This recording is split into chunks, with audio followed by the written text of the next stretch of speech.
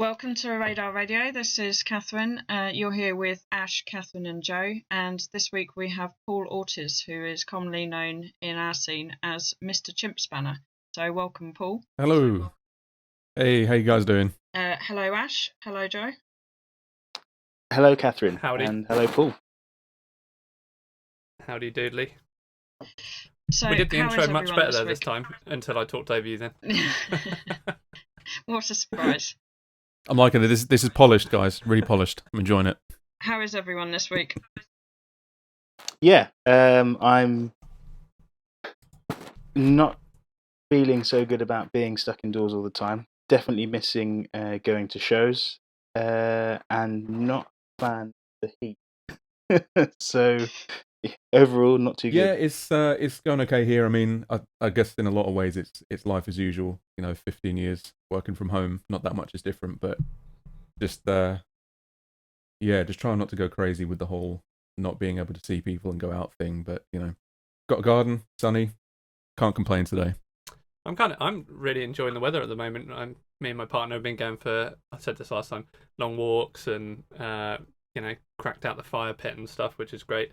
I have, however, just been annihilated by hay fever, which is the most exciting thing anyone will hear today. So if I sound shit, apologies. And yeah, I think everything's generally okay. I finished my royal family jigsaw in the week, which I have shown Ash and Joe. I'll also send you a picture, Paul, because it's possibly one of the, I think our publicist described it as the naffest thing he'd ever seen, and he's not wrong. You've been giving Jodie ideas about that, by the way, so my flat is soon to be infested by 1,000-piece boring jigsaws. Yes, they have to be terrible, otherwise there's no reason to dedicate your whole life to them. For Secret Santa at the boiler room, I gave the person I got I think it was a 3,000-piece jigsaw of the map of the streets of London. And I didn't do it to be nice, but she really liked it. None of that puts you in a good light. But well done. Right, on to our show then. So in terms of COVID-19, how is that affecting you, Paul? Yeah, I mean, it's really more like the social and I guess personal freedom side of things. Work is largely the same, although I think like for a lot of people, we're in uncharted territory with that. With my job and stuff. I guess I was talking to someone about this the other day that like the hardest thing for me at the minute is that I feel like I should be doing more with the enforced lock-in time. Kind of a hard thing not to beat myself up over that. I feel this need that I should kind of be doing some more things with it musically. So that's I'm going to sort of try and get a bit more of that in over the coming days. But as somebody that knows you quite well, you're always beating yourself up about whether you're doing work or music or not anyway. So how is this particularly different? I thought you were going to say, as someone that knows you quite well, I know that you're not actually going to do that. I mean, that's the quiet flip side. Yes, I'm not disagreeing with it, but no, you always put a huge amount of pressure on yourself to create and be the sort of artist that you are. So I can't see that being particularly different. Is this now that you've got a specified different pressure on yourself? Yeah, I think it's.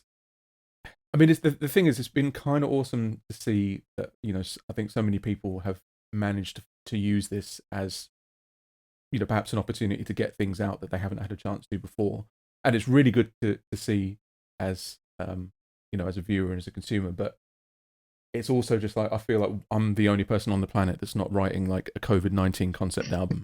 And thank goodness for that. or doing a live stream or something. I'm just like, man, what am I doing? I'm just like, but then I guess it's because work is kind of just going on as usual, and get to the end of the day, and I've been hearing music all day, and it's it's kind of tough to get into that headspace. But I am going to try and set some time aside to be a bit more creatively fulfilled. I guess I've seen a lot of people, especially I used to work in the theatre for quite a while, and lots of people I know from the theatre world are putting out really interesting live streams where I think they just need to be creative and I guess if your job's that is still going on, you're still being creative every day.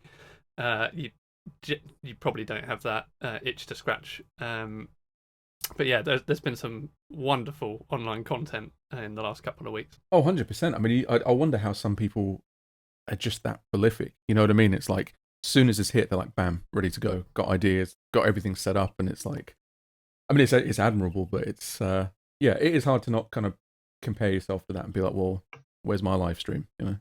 In terms of, for the people that aren't aware, what is it that you do in your day-to-day that is keeping you occupied then?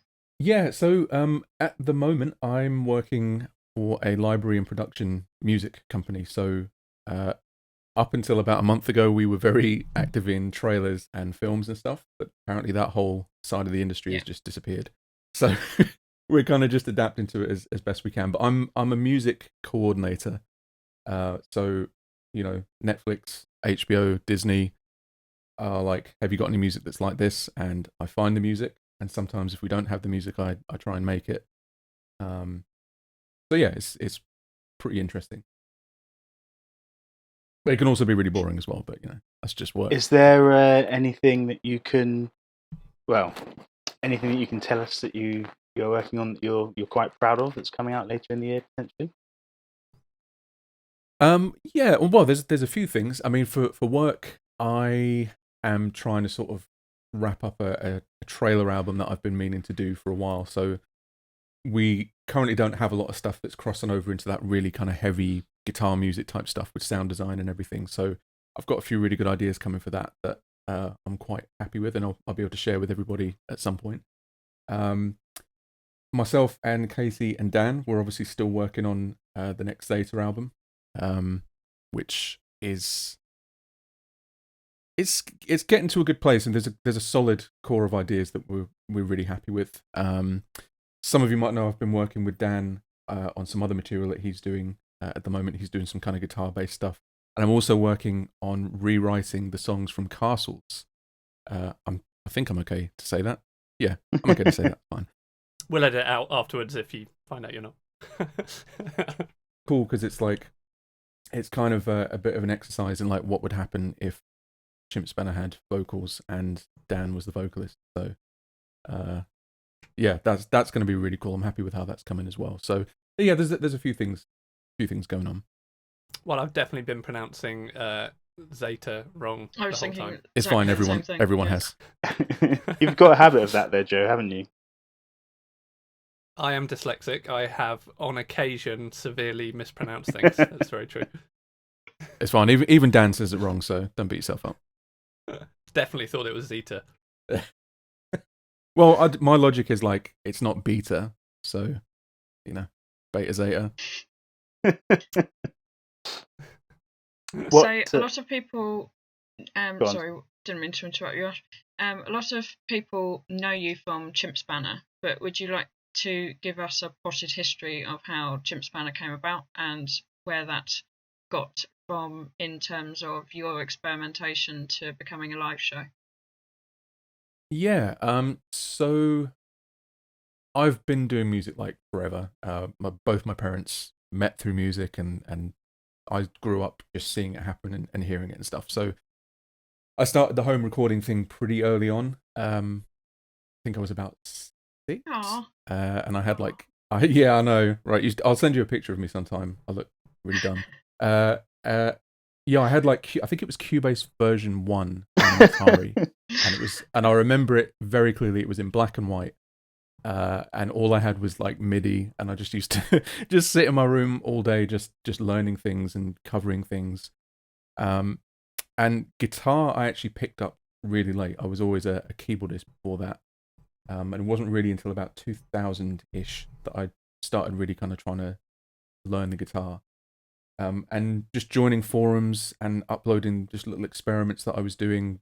And then it started getting to a point where instead of me posting things saying, here's what I've done, people were asking me, have you done anything else? And I was like, so, you know, there's an appetite for whatever this is that I'm doing. And yeah, I guess it kind of just happened organically, if you want to use that word, that you know, a little following kind of just sprung up by itself. Yeah, and then the live thing, I guess, again, was kind of just an accident. I remember Nathan at Basic just sort of saying, like, how would you feel about trying out a show to see how you feel? And yeah, just kind of stumbled into that as well. So I actually have your At the Dream's Edge album with the signed post-it note from yourself. You did for me back in 2010, just before you got signed, actually. Oh wow! Okay. I can't remember. I think I discovered you through 7string.org. Yeah, I was on 7string, was on the Petrucci forums, MX forums. Yes, you guys I do. Yeah, and yeah, you were pushing. I don't remember what your first single for that would have been, but you were pushing that. I checked it out. I got about 30 seconds in and just went straight to your website and bought the album. Nice. Well, I mean, another thing, just sort of going back to, you were kind of asking what the origin was. I think it was always going to be like an experiment in like what kind of music I would want to write if somebody gave me the opportunity to put the music to something. Definitely would like the At the Dream's Edge stuff. So I don't think there was ever really a deliberate intention of like, oh yeah, this is going to be a commercial release and there's going to be shows or anything. I think it was originally just going to be almost like a demo reel, like a show reel. And then it just sort of morphed into something that had its own sound that people like. Yeah, so again, I think it just kind of happened by accident, really. What's your favourite memory of Chimp Spanner Live, or memories? Oh, it's difficult to say, really. I mean, I because it always felt like it was an experiment, and truth be told, like I don't think I was ever as comfortable playing live as I felt other people were. But we did have some really, really cool shows. I mean, the Cynic tour, I think, was probably my favorite. Just to get to play with those guys and hear them live every night, and also the Loomis and Contortionist tour. That whole thing was just a laugh riot. Wow. Trying to think specifically if there was anything that stuck out. I was kind of telling Casey yesterday about when we went to we played in Russia, played in Moscow, and we had turned up with not enough material to fill the slot that they thought we were going to play. So their first suggestion was, can you not just do a jam session with uneven structure, like play Smoke on the Water or something? I'm not lying, that was the suggestion. And I said, no. So I very hastily knocked up some interlude tracks, which is actually where the I think it was Engrams off All Roads Lead Here. That was done from backstage in Moscow because I was panicking because we didn't have enough material. So anyway, yeah, we got to the end of that and we got to the bit where we got paid, and I kind of felt like they were maybe not too happy about paying us. And this guy that looked exactly like Sting walked into the room and put a knife on the table. And I said to Jim, was like, "Oh, we're going to get stabbed by Russian Sting. Is that what's going to happen?" But it turns out he was just using it to get a bottle of vodka open, and everything turned out okay. Catherine and I have a incredibly warm memory of you from Euroblast 2014 when you were in the signing tent with Tosin Abassi. Oh, God. And myself, Catherine, and a lot of other friends lined up to applaud you every single time you signed something. Yeah, I've still not forgotten about that, In terms of context, I used to, in the loosest sense possible, tour manage Chimp Spanner, which I think we actually changed the acronym of TM to T's Made, because all you need, and that's not a reflection on you just wanting someone to make your tea, but all you need for someone to do is to ensure that there's a consistent delivery of tea. And absolutely. And that Euroblast, I was there in that capacity, and I remember you not looking up until I got to the table, and you being so angry with me that it was me that was asking you to sign something, and your face not being one of the friendliness that I had become accustomed to. And I believe that was the same tour that, for an outside perspective on how rock and roll we were as a touring unit, that was when we stayed in it's some sort of castle in the Netherlands there's a prog festival. Oh, was it Prog Power? Yes, I think so. But no, not Prog Power. It was something like that. Prog Fest. Yeah. Prog something or other. And they put us up in this. It's called a castle, and it essentially is, but it's not what you'd think of in a traditional sort of British castle if you were sort of drawing a clip art of it.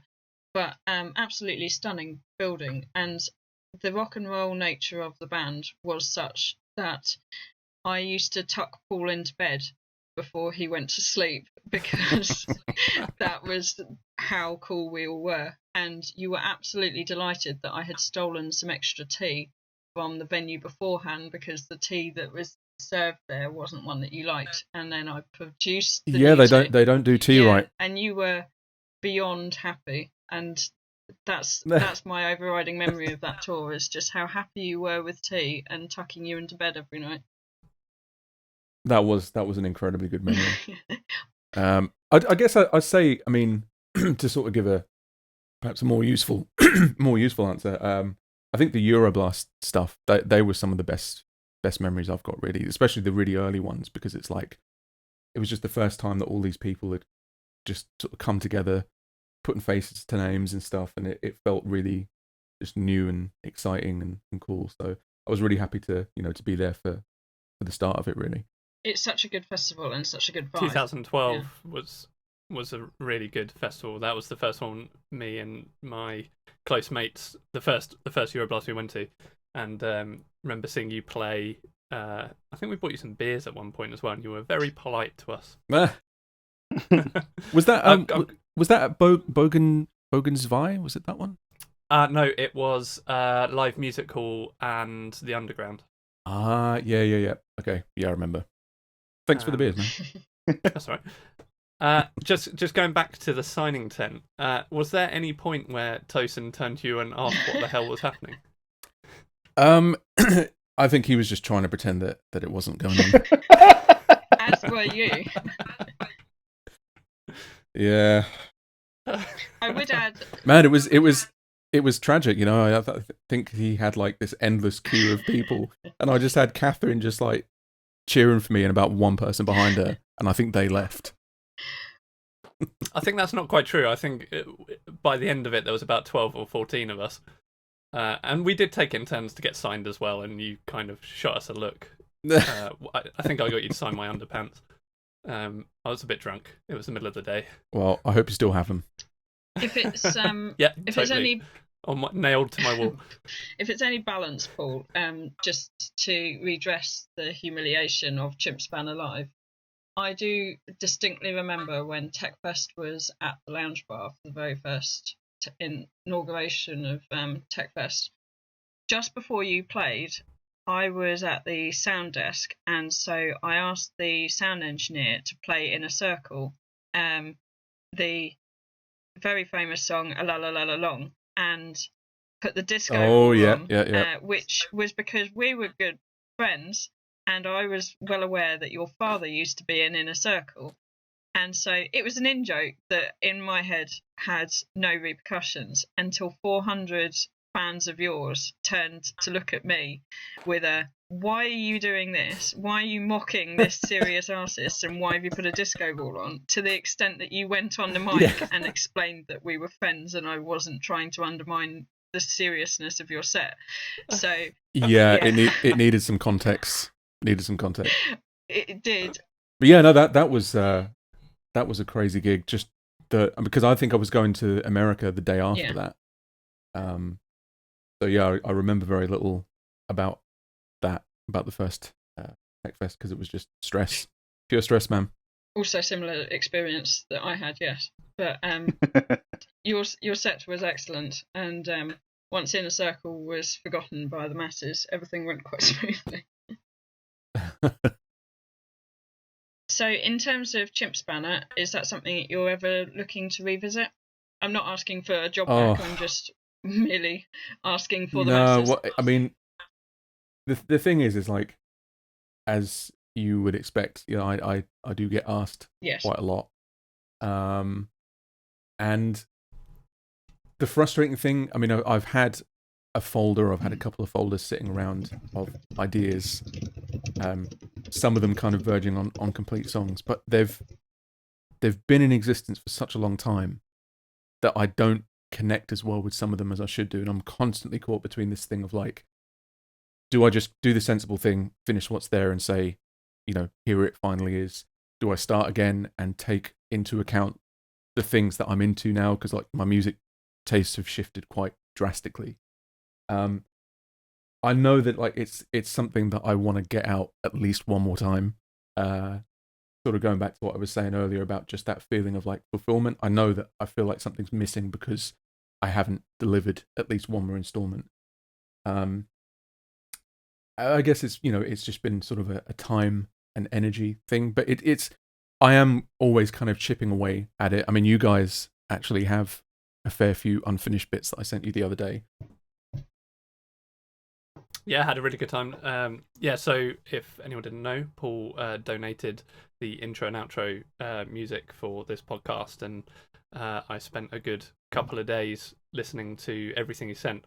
I really wanted to use some of your Red Bull stuff, but I totally understand the limits of copyright there, which was really great. I was listening to that, sending it to my friends, because it was kind of like getting new Chimp Spanner for free. Yeah, I mean, this is another thing, is like I completely appreciate and I'm thankful for that there are people out there that want it badly enough that they're angry at me. You know what I mean? Like it would be worse if people are just like, don't care. But every now and again I'll sort of see comments like, oh, so sad he's given up on music, man. And it's like, I think I did 20 tracks for that Red Bull album. I did 22 for another album for them, like in a different style.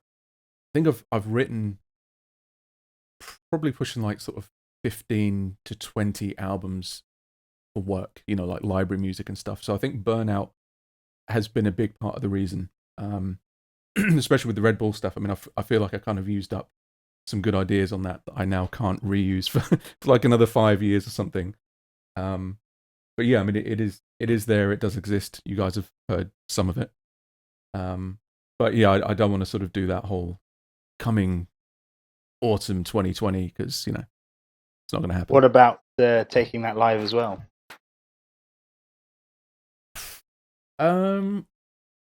I'll be honest. I think the approach that I want to take with anything that I do going forward is kind of just going back to, like I was saying earlier, that I'm more into the kind of like soundscapey soundtrack sort of vibe at the moment. So I'm not thinking so much in terms of like, oh yeah, how would this work with, you know, 2 guitarists and a bassist and a drummer. I'm just going to sort of do whatever works for it. And I don't think it's really with live performance in mind. I'm not saying like, you know, it will just never ever happen, even if it was like a one-off thing, but definitely like touring and stuff, it would be really difficult to kind of fit that in with life as it stands, I think. Okay. Sorry, guys. Sorry, Catherine. It's okay. No more T/tour managing for you. Well, there's also, in terms of a nice memory of us touring, I mean, there were many. I'm not saying that I had to struggle to find one, but one that stood out that I remember talking to a mutual friend of Joe and Ash's about a few weeks ago was when you told me not long before going on stage that one of the parts in a song that you played very frequently was based upon the vocal intonation of Alan Partridge singing something. And you told me that, and then went on stage and eyeballed me throughout that part of the song.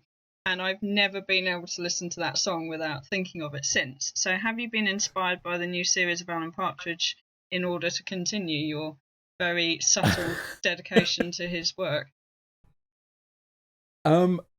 I mean, Alan Partridge, he never goes away. You know, he's always a constant inspiration for me. Yeah, nothing specific I could put my finger on, but yeah, that some of the influences for those little hooks and stuff, man, they're random as hell. Like I think it was there's a lead part in Harvey Wallbanger that is. You guys know that song "Strangers in the Night"? Yes. Yes. Yeah, that's the beginning of the solo to to Harvey Wallbanger. It's like I don't know where these things pop into my head from, but So, in terms of you moving on from Chimp Spanner, even though the rest of us haven't, how did your next project with Dan and Katie come about? Although I suspect the answer to that is self-explanatory, half of it. well, Before Paul says, my personal opinion is he was wearing a Rick Wakeman cape and in his studio surrounded by keyboards. Ash, what's your I wish. theory? Sorry, I was just taking a drink then. What's your theory on how it came about before we hear the actual answer? I reckon there were lots of 80s sounding soundscapes on the cutting room floor after the last Chimp Spanner EP, and he thought, do you know what? I could put some electric drums to this, and I don't know. I mean, I'm going for a more serious answer, but I am definitely curious to see how you know, to know how that came about, because it is quite a complex album in terms of everything going on, obviously, and I know that's not just yourself writing, composing that. So that's I'm curious to know how that came about.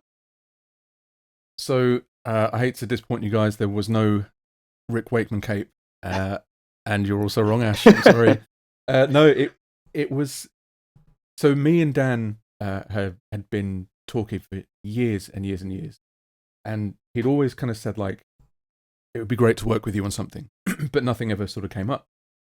And then this one time, I shared a song on SoundCloud, and he sends a message like, I need to do vocals over this. And I said, it's actually not my song, it's Katie's. And that was actually the sort of genesis of it, really, was that I'd reshared something that Katie had written. And then we just kind of started thinking, well, why don't we all just work on something together, and we can pull all of those influences into one place, you know, where Katie was coming from with the electronic stuff. I can sort of sneak some guitar-y stuff in there, and obviously, you know, Dan can do his thing.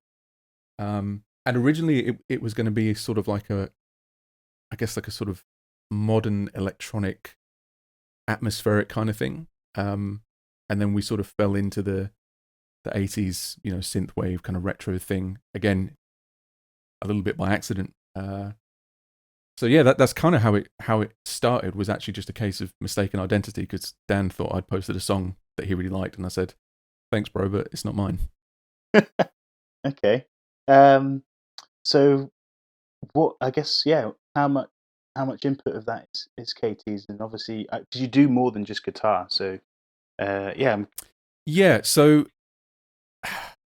most of the tracks on that album were actually ones that she'd written, and this is when we were still living, sort of doing the long distance thing. She was up in Lincoln and I was down in Essex. So the way it was working was, you know, she would just kind of send a song and say, "Yep, done another one," and then I would sort of ask for the MIDI, take it into my my software, start producing it, adding things. And then it started becoming a bit more of a 2 and a 3-way exchange, where, you know, I would say, or maybe this will work in this section. And then I think maybe three or four of the songs on there are ones that, you know, I wrote myself. But even then, you know, it would be a case like Katie would come in and she'd listen to something and be like, that's not working. And I would resist, because, you know, I've always worked alone. And then after about half an hour of thinking about it, I'd be like, actually, yeah, I probably should change that. It doesn't sound good. And what was it like, you know, finally working with Dan after all those years, especially after his, you know, his status had obviously grown massively with the success of his other project? Yeah, it was cool. I mean, again, because we were doing so much of it by distance, it never really sort of clicked as to what it was that we were doing, because it was like Katie would email me something, I'd work on it a bit, I'd email it to Dan, and then a few days later, a song appears. And it's like, I guess that separation, it never really sort of felt like we were all working on this thing that would be something until suddenly we had the whole album sat there and it was like, oh, we've made something that we're actually really proud of. And yeah, I mean, his voice was just like a perfect fit for it. Very easy to work with. He works very quickly and very professionally. So yes, it was great. It's been really great, and it is as well for the new stuff that's coming up as well. I mean, we'll send him ideas, and usually within an hour or two, he's come back to us with a hook or an idea or something. So album 2 is a thing. It is, yeah. I mean, we've kind of under-nerd a bit on stylistic stuff as to what we want to do. I mean, you've probably noticed that the whole 80s thing got tapped out pretty quickly as soon as people cottoned onto it. So for a while we were like, maybe we shouldn't do that. Maybe we should go kind of darker. And Katie at the time had started listening to more kind of industrial stuff. So we were thinking, we could make like this dark sort of cyberpunky kind of album. Kind of like The Empire Strikes Back to A New Hope. Exactly. I think that is the perfect analogy. But again, we just find ourselves kind of gravitating back towards that more melodic, slightly, 80s-ish kind of vibe.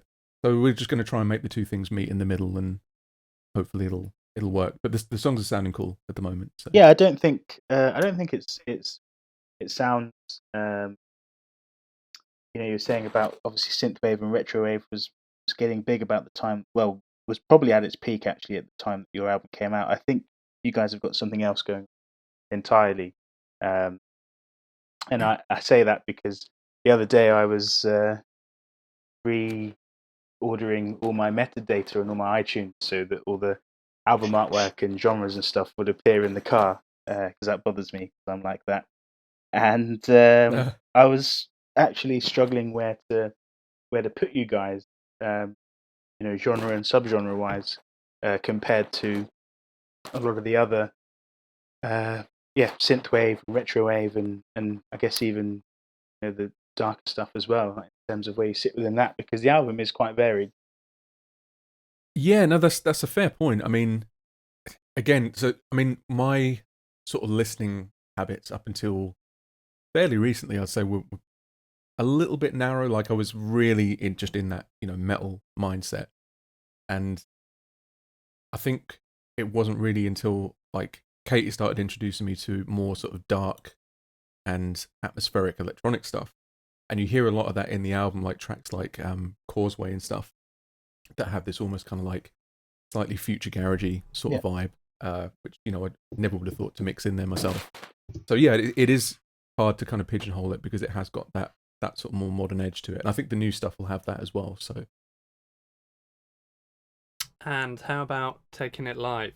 I mean, bit of an insider moment here. I have talked to you guys and Dan about this a lot in the past, and actually a couple of years ago, I think Dan and I were talking about doing, a one-off. You got to do an album show, and it just never really happened because everyone's so busy. But album 2, do you reckon that could be a possibility? I mean, I know it's something that we are all interested in. I think again because it's got that slightly more like a limited event sort of thing.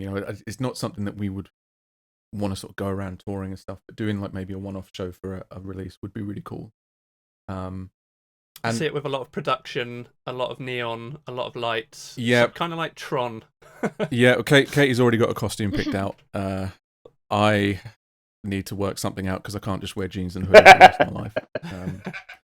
Not for lack of trying though. But yeah, and also, I mean, I kind of feel like it has the potential to be more of a fun gig. Like with the Chimp stuff, I always felt like I was playing Guitar Hero for the first time, like just notes flying at me, and it was just hard. Hard work. But I think with this stuff, like, we could have a bit more fun with it, and yeah, so it's definitely on the cards. Have you seen Carpenter Brute? Ash, did you see them at Art Tangent? I was fortunate enough to see them at Art Tangent and never heard of them before. And a lot of what they do is with projections behind them. And I don't know if it was, the right point in the day with the right amount of beers, but I was blown away. They were the artist of the festival for me that weekend. And it just shows what you can do with some really striking visuals and a really good sort of synthy heavy style of music. Oh yeah, visuals I think would be like half of any show for that kind of thing. Not too sure how we'd pull it off, but I know clever people. They can work that out for me. So in terms of how everything is settling at the moment, one of the things that we've been asking guests, I say guests, obviously we've only had one previously, but that's how you sustain a habit, I suppose. So what sort of music are you listening to at the moment, and what would you recommend to people to get them through what is undoubtedly a time to discover something new and interest yourself? Well, metal wise, the last bands that I've really been into are Carbon. I'm really enjoying them at the moment. Pew pew pew. Pew pew pew. And also Igor. There's a little bit of crossover with that as well. They've got some pew pew. Yeah, I wasn't entirely sure with it because they had that new single out with like the sort of desert music video thing. Wasn't as much on that, but the one that had like the little 8-bit breakdown and the guy twiddling all the modular stuff, that was just like fantastic. I love that. And then I guess kind of like electronic wise, we've been jamming a new album by an artist called Sorrow, which is like really kind of melancholic, future-y kind of music. Just ambience for days. Love it.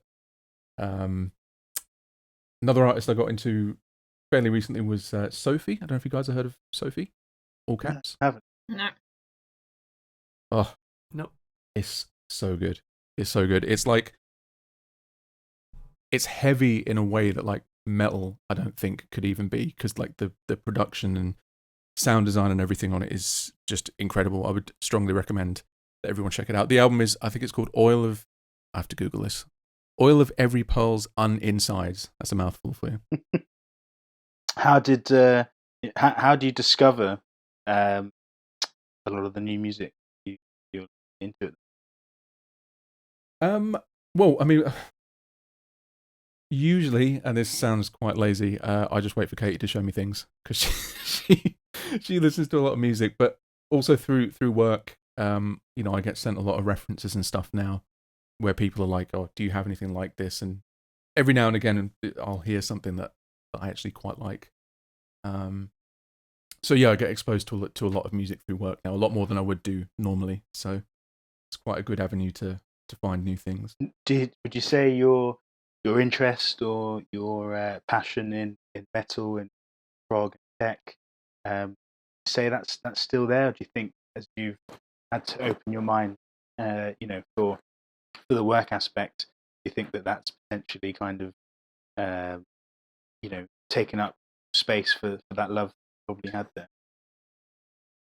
Yeah, I mean that's a big tension for me at the moment. Is that there's this thing that that obviously I'm known for having done that people want to hear more of.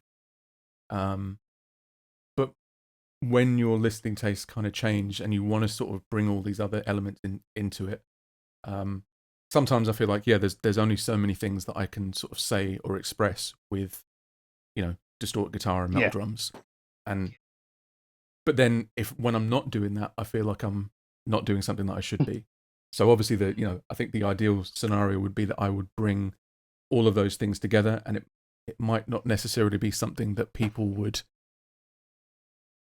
expect me to be doing, but I guess if it's the thing that I feel I need to be doing, then it's the right thing, And I was going to say, being the only musician out of the Radar guys and girls, I want to definitely talk a little bit about gear second, but just curious, do you ever potentially, do you pick up your guitar or your keyboard and try and learn anything? You trying to push yourself out, in terms of your ability rather than your composition aspect?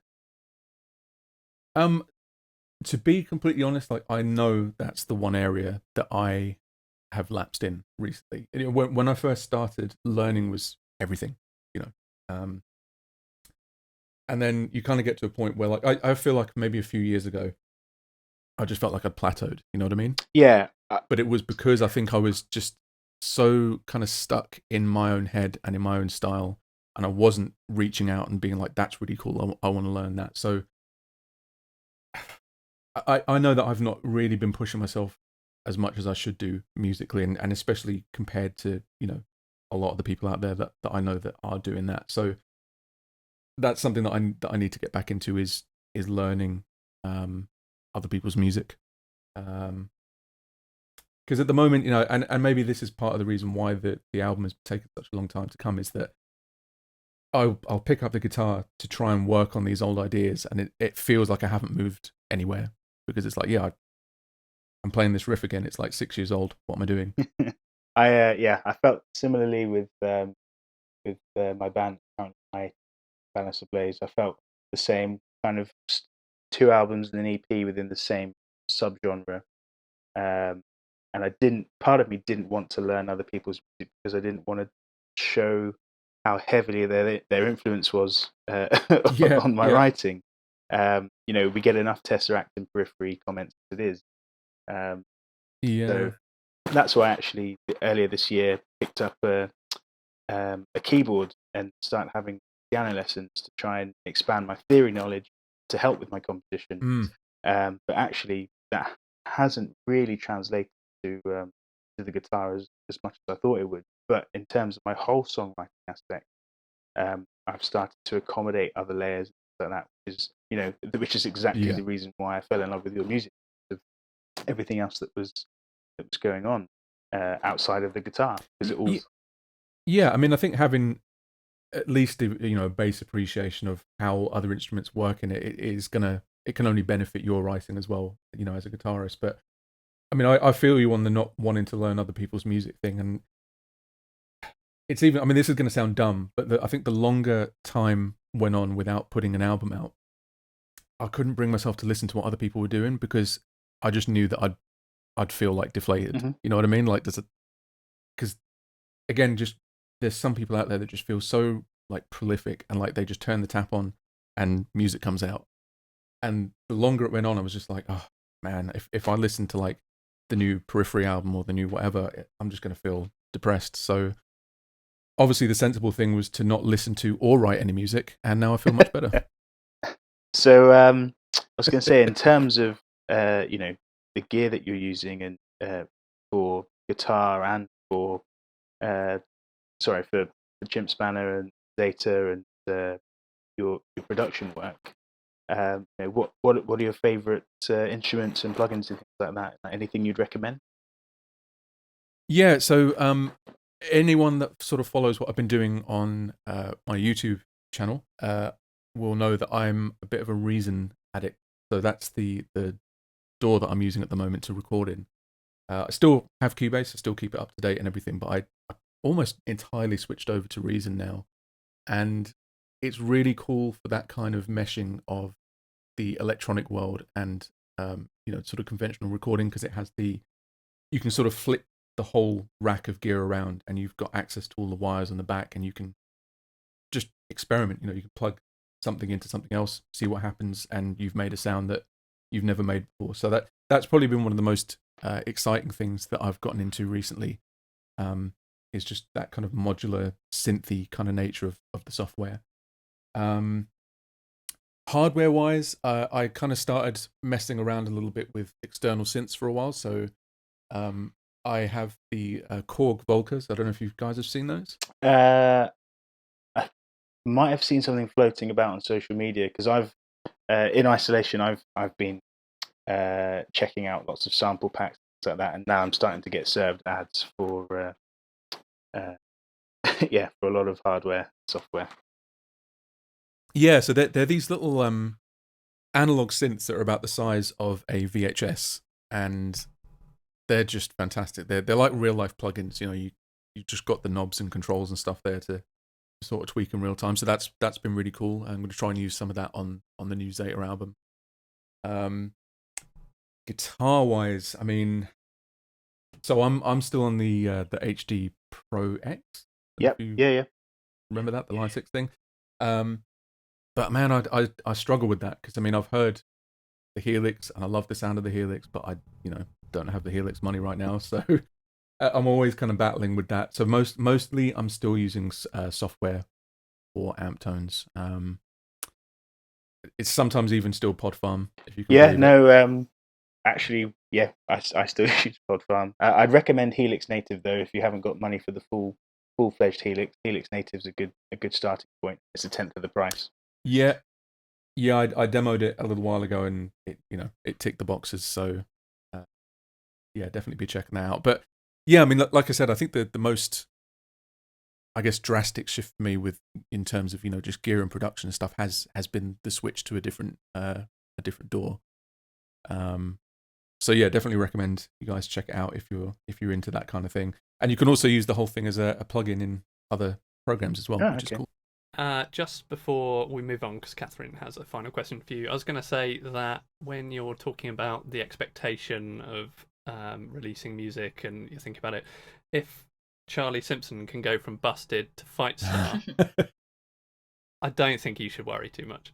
Yeah, I mean, I don't know. I think a lot of that pressure is probably just self-imposed and artificial, and as I'm sure you would agree, Ash, and anyone else out there that creates, like, we're our own worst critics, and we hold ourselves to higher standards than probably anybody else does, and so maybe I shouldn't worry too much about it. Plenty of people have said, look, whatever you put out, I'm sure it's going to be cool, and I'll support it and stuff.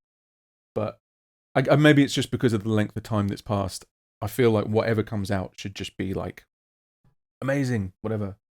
But really, the best thing I can do is just make Red something Bull that. Stuff. Sorry, say again.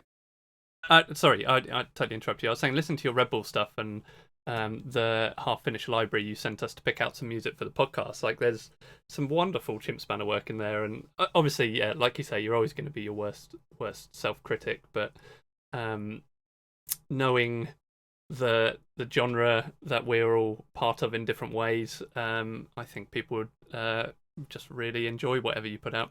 So we welcome it and really hope that we get to listen to it soon. Me too, man. Me too. As somebody that has heard many of your unreleased songs, there has not been anything that I've heard that I haven't enjoyed.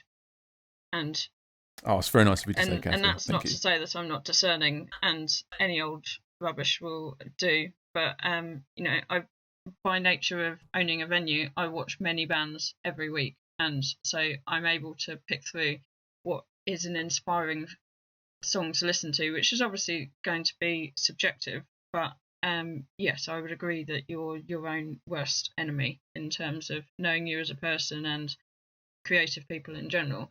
It's difficult to look at your own. I mean, out of interest, one thing that I've been sort of giving some thought to, and I mean, I'm interested to see what you guys think of it, is the whole sort of model of working up to like a big album release.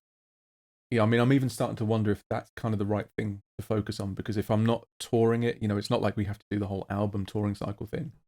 That maybe a different way for me would be to just kind of do smaller, more frequent releases or singles or EPs. I mean, I don't know if that's something that other people are thinking about as well, or.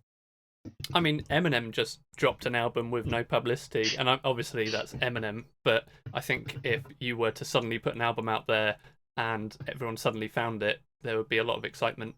I've just ruined it for everyone who's listening, but for the campaign. Yeah, I don't know. I just feel like because obviously things have changed so much since I started, back in sort of the early 2000s, in terms of what it's possible to do on your own, how much it's possible to build around even a single song release. You can kind of make a whole release package around a single if you do enough supporting material around it, like behind the scenes stuff and templates and playthroughs and all sorts of stuff. So I don't know, maybe I kind of think that sometimes just working purely towards album releases isn't the only way to go with this. I don't know. I mean, I think the most important thing is that drawer in your office where you keep all these ideas, and anyone tries to open it, you leap across and close it as quickly as possible, in true Alan Partridge style. Yeah. In terms of what you were saying I've been waiting to get that in all day. In terms of what you were saying earlier, Paul, about feeling the pressure that everyone seems to have some sort of Corona-inspired creativity, if you've got folders and folders full of music that you could develop, you're already further ahead than you thought you were anyway. You can absolutely pretend that you wrote it in the last week or so, can't you? Who's going to know? This is very true. As long as people can overlook the fact that it sounds like early 2000s bedroom gent, no one will notice. Exactly. That's absolutely the... I mean, it's going to sound like you, so that's all that people are actually interested in.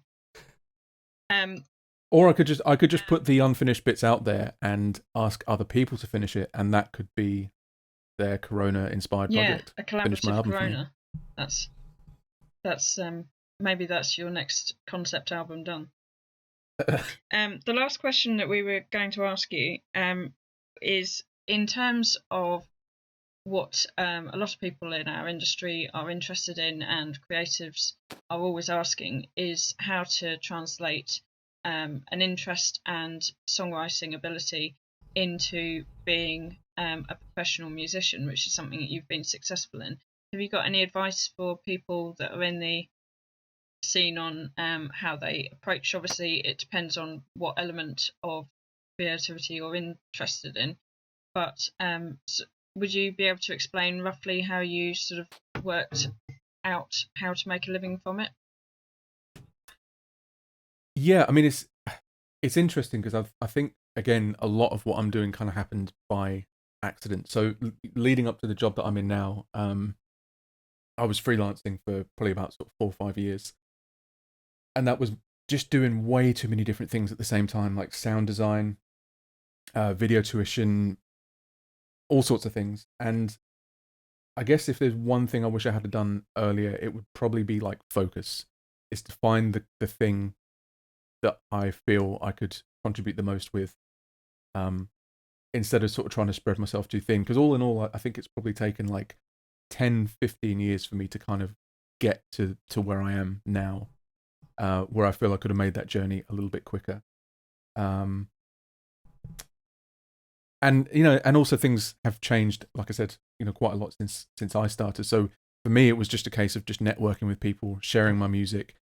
I guess the job that I've got now, in a way, is related to me just having work out there, because somebody that liked my stuff put me in touch with the library that I now work at. So connections are a big thing. Is just being active and involved in communities and willing to listen and offer help and stuff. People go for that kind of thing. Yeah, I don't know. There's not really like a set route to it, but I think the biggest thing that I would say is to just kind of focus in on one thing and not try and do too many things, because I feel like I lost quite a few years with my fingers in loads of different pies, instead of just saying like, you know what, I want to do like scoring, I want to do game music, I want to do trailer music, whatever. Yeah, I think that's sensible advice for if you develop a focus. And also, I mean, the other thing that I would say is kind of to learn to expand your own definition of like what it means to have a living in music, which is not to say don't have any ideal goal or ambition or anything, but doing things like the sound design and video tutorials and things, that's kind of just where I had to go at the time to to make the money and make the connections and stuff. So I don't know, maybe that's kind of contradictory, is yeah, be focused, but also don't be so single-minded that you're not willing to find opportunities in the music industry where they're there, because there are quite a few. I'm not the most organized, motivated person in the world, as I guess that chuckle tells me you agree. I said nothing. But the fact that even I was able to kind of sustain myself for as long as I did freelance shows that there is work out there, or at least there was until about a month ago. Yeah. But there will be again soon. Do you think that so say you're coming out of school, your main talent is music? Do you think that there's the signposting there for people to get to somewhere like where you are, or is it something you really have to roll up your sleeves and search and I don't really have an end to this question. Like, is it a difficult process from a young age? I don't know, because I mean, a lot of it happened for me during like this transition into the internet era. So I think I was learning how to get into it along with everyone else at the same time. I couldn't really say how it is for somebody coming out of school now, because it's a completely different world than it was for me. So yeah, I don't know. I don't know. I guess ultimately there's no substitute for just having a bit of determination and focus and drive, and just being willing to seek out opportunities where you can find them. Guess it's that age-old thing that if any of us had the opportunity, we'd go back and give our young self advice just to be more confident. Oh yeah, yeah, absolutely. Yeah, I think that basically covers every scenario that every teenager and young adult goes through. That if we all listen to that advice, it would put us in a completely different mindset, wouldn't it? Yeah, it's like there's an analogy that I've used several times with some friends that we're doing a business with. It's the South Park underpants gnomes, where it's a graph and it starts off number 1, steal the underpants. Number 2 is blank. Number 3 is profit. And yeah, so finding that middle one is the tricky bit. On which bombshell? Yeah, I don't know. It's I kind of I don't know. I wish that like I had a kind of firm answer or explanation as to how I ended up where I have. It's mainly just been a lot of meandering. But I guess the one thing is that even though my work now can sometimes feel really far removed from what I was doing with Chimp Spanner, I think ultimately one led to the other. It was the fact that I had a presence out there. I'd made connections. Somebody knew me well enough to get in touch with me and say, "Do you fancy doing this work?" So I guess probably the biggest part of that is just the connections part, and having work out there, make yourself visible, and so people associate what you do and know to come to you when the opportunity is there. Do you think it was my dad once said to me, and if you're listening, Dad, I doubt it, but hi.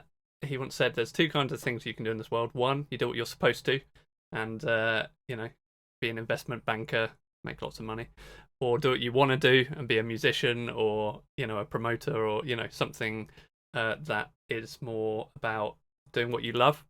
And I guess all of us here sat in this room fictitiously have done that, haven't we? We've all gone with do what we love and hope that it will work out. Do you think that's kind of where you ended up? Dude, 100%. I mean, I'm in a little bit of a different situation now because I'm salaried and it's like, in air quotes, a job, but I still kind of feel like I'm on the right side of the tracks of where I want to be. But leading up to this, there were times in that sort of 5-6 years of freelancing where I was broke, but the time and the freedom I had was still worth so much more to me, that even at the worst of times I was like, you know what, I've got that freedom to kind of try and make a living doing what I love doing, and I don't think I would have done it a different way. So no, and we've got a lot of music from you in the meantime, which is massively appreciated by every fan. Yeah, and again, I mean, I think like I was saying earlier, I'm obviously eternally grateful to anyone that's still out there being patient with me. I do hope that people can sort of understand that, writing as much music as I've been writing over the last few years is kind of mentally and emotionally quite hard. But it's not something that I've abandoned. And yeah, I do hope that I can share something with everyone sooner rather than later. Which seems like a very positive note to end on. So thank you very much for coming and chatting to us from our respective isolated places. So yeah, thank you for having me. It's always lovely to talk to you anyway. But yeah, thank you very much for expanding our knowledge on Chimp Spanner and everything that you're doing, and answering all our questions. So we will speak to you soon. So that's probably goodbye from me, Catherine, and Ash and Joe. You can say goodbyes on your own. Yes, it was nice to speak to you, Paul, and nice to catch up and hear what you're doing and what's working for you and how you got there. Thanks for coming on. Yeah, speak to you soon. Yeah. Yeah, it's worth also saying that if you find Paul's SoundCloud, there's lots of great things to listen to, which, as I was referencing earlier. But yeah, thank you, Paul. Been a pleasure. Yep, likewise. Thanks very much for having me, guys. Bye. Bye. Bye.